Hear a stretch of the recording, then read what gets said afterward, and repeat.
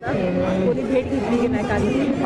नमस्कार, मी मुसा शेख, विषय साधन व्यक्ती, कार्यकारिणी सदस्य, समग्र शिक्षा संघर्ष समिती महाराष्ट्र राज्य। मागील 4 मार्च 2025 पासून म्हणजे कालपासून आमचं आझाद मैदान मुंबई येथे धरणे आंदोलन, आमरण उपोषण आणि विविध आंदोलनं सुरू आहेत। आणि मागील 18 ते 20 वर्षापासून आम्ही महाराष्ट्राच्या शिक्षण विभागात अतिशय महत्त्वाची कामे करत आहोत। महाराष्ट्राच्या शिक्षण क्षेत्राला एका उच्च स्थानावर पोहोचवण्यासाठी समग्र शिक्षा अंतर्गत जे काही कर्मचारी आहेत तालुक्यावर, जिल्ह्यावर जवळपास 3000 कर्मचारी काम करत आहेत। आणि या शिक्षण क्षेत्रामध्ये नियोजन, व्यवस्थापन आणि प्रशासन या क्षेत्रामध्ये अतिशय मोलाचं कार्य आम्ही करत आहोत। आम्ही समग्र शिक्षा अभियानांतर्गत जरी असलो तरी महाराष्ट्राच्या शिक्षण क्षेत्रामध्ये केंद्र सरकारच्या शिक्षण क्षेत्राच्या ज्या योजना आहेत, उदाहरणच द्यायचं झालं तर शिक्षण हक्क कायदा आहे, त्याच्यानंतर नवीन शैक्षणिक धोरण 2020 आहे, स्टार्स प्रकल्प आहे, त्यासोबतच मोफत पाठ्यपुस्तक योजना असेल, गणवेश वाटप योजना असेल, शासनाचं जे काही वेगवेगळा निधी आहे ते वाटप करण्याचं काम आहे। शिक्षकांना प्रशिक्षण देण्याचं महत्त्वाचं जे काम आहे ते आमच्या माध्यमातून होत असते।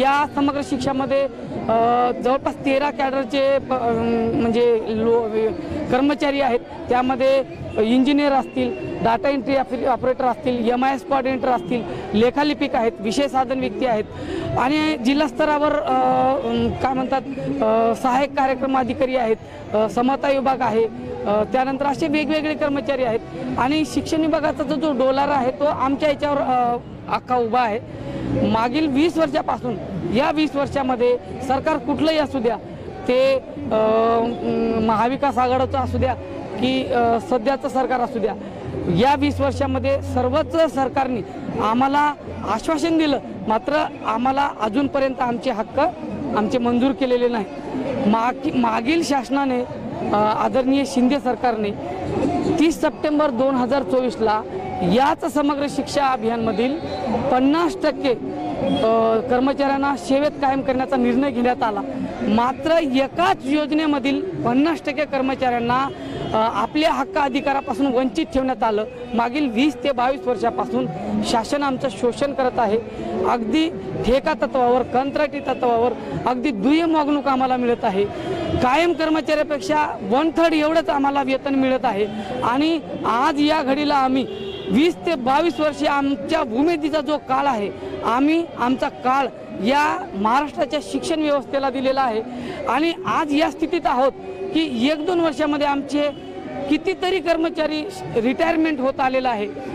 256 जवळपास काहीतरी कर्मचारी आमचे मयत झालेले आहेत आणि 2-3 वर्षामध्ये कितीतरी कर्मचारी सेवानिवृत्त होणार आहेत। येत्या 5-6 वर्षात 50-60% कर्मचारी सेवानिवृत्त होत आहेत आणि 5-7-8 वर्षानंतर सर्वच कर्मचारी सेवानिवृत्त होणार आहेत। म्हणजे शासनावर काहीच तेवढा आर्थिक भार येणार नाही आहे। दुसरी गोष्ट अशी आहे की केंद्र सरकारकडून जवळपास 60% जो निधी आहे केंद्र सरकारकडून या योजनेला मिळते आणि महाराष्ट्र शासन 40% देते।